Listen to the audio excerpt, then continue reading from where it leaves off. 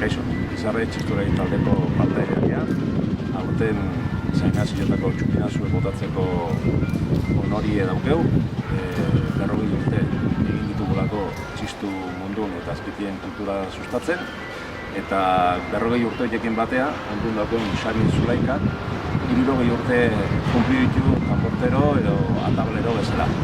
Orduen nahi duguna da, azpitiar guztiek, Zainazilo esperan mabiten, txupinazukin batea, plazan elkartzen da, eta herriko festak gogoz, gozatzeko morun eta posik hasten ditugu. Mila esker danoi eta Zainazilo bezperan.